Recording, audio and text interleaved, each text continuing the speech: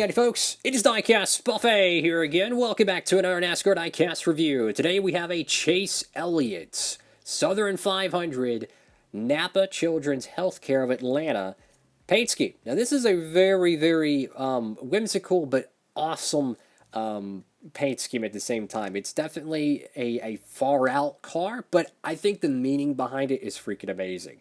I love the colors to it. And without further ado, let's go and get this playoff car. Yes, it is a playoff car out of the box. Alrighty, folks, right out of the good old box. And check out this super unique Chase Elliott paint scheme, man. This is freaking awesome, guys. This paint scheme was a children's design to it. And I tell you what, dude, this is such a cool looking paint scheme. You know, it has such a great meaning to it. It's cool that Napa Auto Parts and Chase Elliott, they've done this the last 2 years at the Southern 500. I don't know if they're going to do it again for 23. But, you know, they pay a lot of money for these cup sponsorships. So when they allow, like, you know, outsiders to kind of, you know, come in and do things, other companies and charities and stuff like that, that's a lot. I know it's all, you know, a lot of times it's for publicity and blah, blah, blah, blah, blah. But at the same time, there is a great meaning behind it. And it's really cool to see this on Chase Elliott. You know, a most popular driver, right? So really cool stuff. Of course, picked this one up from our friends over there at Circle B Diecast. And if you're looking for more playoff cars, they got a whole bunch of them. This one's a playoff car. You have the Ryan Blaney Discount Tire playoff car, and you also have the Blue Def Napa Auto Parts playoff car. They have some more over there. You can check that out. Use promo code Diecastbuffet for any orders $30 or more, and you'll save on shipping. FLA helps out, especially for them 2023s. When you start seeing the chrome number prices, oh boy, yeah, you're going to be like, yeah, I need to save on some shipping because, oh my goodness. So anyways, you got the front windshield banner, of course, you know, playoff logo. Got the Napa Auto Parts. You got a Doge. Who doesn't love Doges? You have kind of like some flowers. Definitely reminds me of the SpongeBob skyline. You have the little flowers in the back. Pretty cool stuff. The whole car is kind of a very soft, kind of faded teal, and I like it. It's a little bit textured. It's not just one solid color. You have like some striping, some looks like I guess you call it scuffs.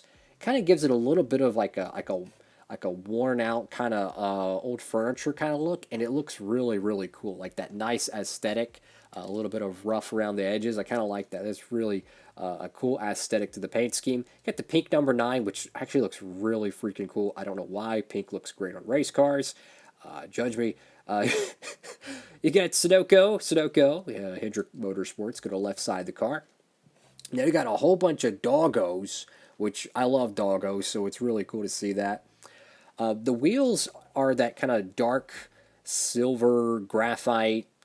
Some people call it gunmetal, gray, whatever you want to call it. They're pretty nice. I do miss the more reflective kind because if you look at the cars on track, like especially the Penske cars, they literally look like that little rivet in the middle. Like that's how much they shine. These are more, I don't know. They're just a darker silver. So it's weird how there's like 100 different colors for next gen wheels now, and it seems like none of the diecasts are accurate. So my best advice to the fans: if you have a diecast and you never plan on selling it, just customize it your own to whatever you want it to be. This is a cool thing. You have the little paw prints that actually go around the window pillar. I love that. That is so cool. I got Chase Elliott. You got your 4 Raceway stickers. Let's see if we can play the guessing game, guys. This is before his Talladega win, which was his final year of the 2022 season. So this would mean it would be Dover, Nashville, Pocono, and Atlanta. Got Kelly Blue Book, Valvoline, more like stars and stuff. Or, no, flowers, you idiot. I don't know where I got stars from. Really cool stuff, though. Napa Auto Parts. I do wish the Napa logo was a little bit longer there. I feel like that they could have found a way to make it kind of flow a little bit better. Like they could squinch these a little bit closer, have the Napa logo, maybe have like one of the dogs kind of climbing on top of the Napa logo or something. I think that would be a really cool little fun thing. You got another doggo over here. Got the pink number 9. Got the round of 16 decal. Cup Series playoffs. Goodyear. Oh, we also got the B post. Cincinnati Industries. Akron. No, it's not. Yeah, it's Akron's, I think. No, that's Exalta, you idiot. Oh, boy. my voice sounds horrible, it's because I'm kind of under the weather. You got Freightliner, Hooters, Mac Tool, Simeon's, something else. Go to the back end of the car, you got Benefiting Children's Healthcare of Atlanta. Donate at choa.org/donate. Now, for whatever reason, the back end of the spoiler looks really like dull. I don't know if that's just me or not, but it just looks really, really dull, especially when you compare it to the front windshield banner. Now, I don't know about you, but the front windshield banner is very bright, very robust, very good shade of yellow, excuse me. And then you look at this, and it's like a faded taxi cab. I don't know. Like, this is a brand new Crown Vic, and this one's been seeing street service since the WWF days. You got Camaro, got some more doggo, or one doggo. How many doggos we got? Like 5? That's great. We need more. No, honestly, the more the better. It's still a better paint scheme than the Ally Best Friends thing. That car got botched, unfortunately, with the incorrect paint code. We've got the Z01 Camaro. Go to the right side of the car. And I just love creative paint schemes. I really do. I love creative paint schemes. They make, you think about it, you have 3 different series. There's like 35 different vehicles in each race. And it seems like in today's day and age, the paint schemes get less and less creative every year for a lot of teams. A lot of it is just, B2B sponsors, which if you don't know what that means, it's business to business. So it's just like, okay, we're only looking for, other businesses that are going to actually use our product. So we really don't, I wouldn't say care, but it's not their priority to connect with the fans. You know what I'm saying? That's why a lot of these big, huge, sponsors don't put much emphasis on designing paint schemes that are going to be really a hit with the fans, because that's not their demographic they're looking for. You see what I'm saying? The days of the BTC sponsors, business to consumer, like Home Depot, Target, X, Y, and Z, they put a lot of effort in their paint schemes for many, many years. Well, those sponsors, they kind of get driven out eventually. But my point is, when you see paint schemes like this that has a message behind it, that has a lot of creativity, and it's unique, and it looks really freaking cool, I love it. I really do. How many they're going to make of this car, I have no idea. From my understanding, this was a pretty popular car, so I imagine the pre-orders were pretty good. Got Napa Auto Parts right there in the back. I don't even think I can read that. My eyesight is not exactly the greatest in the world. I think it says designed by someone. I can't read that from here. So, yeah, unfortunately. You can see a little bit of a small little paint chip on this roof rail. This decal is not really put on too well. You can see a little bit of some, what is that, bumps? Yeah, some bumps on the right side of this roof rail. But my point is this car did not make it into the Authentics line as of, Wave 1 2023. It might be in Wave 2. I think that would be a big mistake, considering there's so many other paint schemes they need to push out.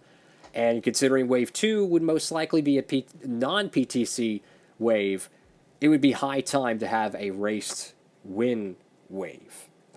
But you know what? I would not be surprised one bit this car ends up in a PTC wave, because the NASCAR Authentics line it's dead. As of this time, it's dead. I gave up on it completely, like many others have. And hey, man, find other things to buy. I'd rather buy the Gold Series cars than the Authentics ones, unless they're exclusives and they're on the EL mold with no botch decals. It's like, I used to buy so many Authentics cars, guys. Super blessed and thankful for it, because they're a little bit cheaper, right? But the problem is that they don't even have anything worth buying anymore. Like, the only waves that really interest me is usually the last few waves of the year, because that's when I'll try to explain it quickly. The reason why you don't see like 10 different exclusives in Wave 3 and Wave 4 is because Wave 3 and 4 are generally concocted in January. January and February is when most of the pre-orders start rolling out, because, all the Daytona paint schemes, all the, the first 3 weeks of the year paint schemes, they start making their diecast pre-order. So they don't know if they're actually going to get made or not. So by the time they actually get made, they were already, co-signed into an Authentics wave. Well, when you have wave 10, 11, and 12, if a paint scheme gets canceled by the 5th race of the year, well, they know, okay, well, we can squeak this into wave 11, which is going to come up in 5 months. That gives them enough time to logistically get it made, shipped, whatever they got to do. So that's kind of the gist of why the later waves have more exclusives compared to the early ones. And to me, they're the best ones. But I don't know anymore. It's kind of like a grab bag, You just stick your hand in the bag and hope you pull out a chip. Anyways, thank y'all so much for watching. Have a great one. Diecast Buffet signing off.